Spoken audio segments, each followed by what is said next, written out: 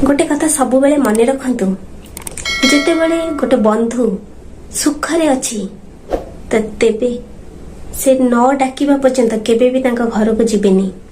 आ जदि गोटे बंधु दुखरे अच्छी कष्टरे अच्छी बहुत जंत्रणा रे अच्छी तो से डाकिबा पर्यंत केबे भी अपेक्षा करिवे नहीं। देखिबे संपर्क सब बेले भल रहिबो।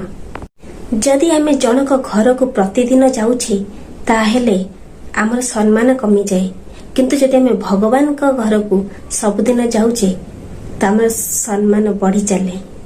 कौन सी मृत व्यक्तिर शरीर को जेतले आमे श्मशान को नहीं जाऊ आमे भाबू कि आमे तार शेष ठिकाना को नहीं आसीचे, किंतु आमे एइटा भाबी न थाऊ कि से मृत व्यक्ति जनक आमको आमर शेष ठिकाना देखाई देउची कि तुमे भी दिने ना दिने एई ठिकाना को आसी जीवो।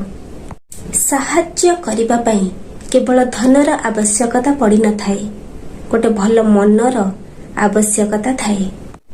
इच्छा थाए कि जदि प्राण चली जाए तेबे ता हेउची मृत्यु, आ जदि प्राण थाए कि इच्छा चली जाए ता हेउची मुक्ति।